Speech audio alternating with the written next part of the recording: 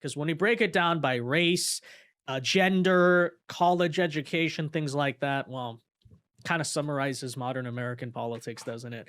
So, among white voters, for example, shout out white people, Mike Rogers, Johnny America, as we call him, is up by 14, right? He's winning 56 to 42.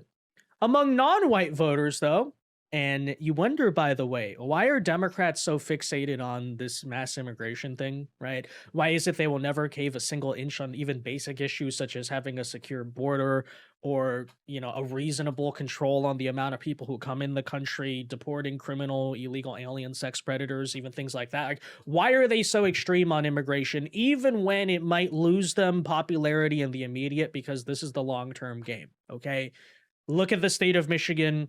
What kind of people especially comprise the non-white population of that state, especially the immigrant populations? Where were those people coming from?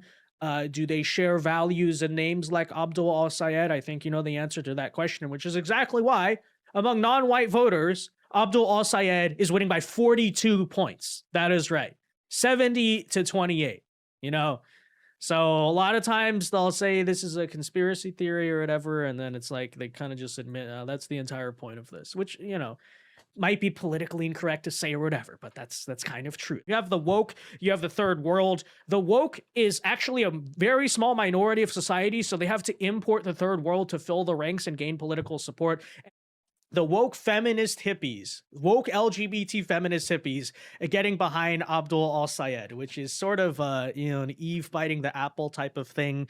It's not unprecedented that this has happened throughout history. For example, there's a very famous photo of the Iranian Revolution, and if you know anything about the Iranian Revolution, there was two things going on. There was the student revolution, and they kind of wanted to have a, I don't know, progressive liberal democracy, and then you had the Ayatollah, right? You had the Islamic radicals.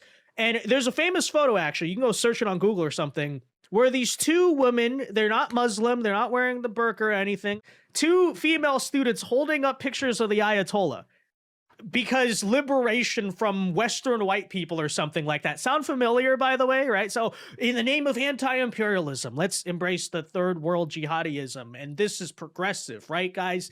And then what happens next? I mean, you could probably venture to guess what ultimately the fate of those progressive college students in Iran ended up being. But, it's sort of, we watch the same thing happen over and over again. Anyways, there you have that.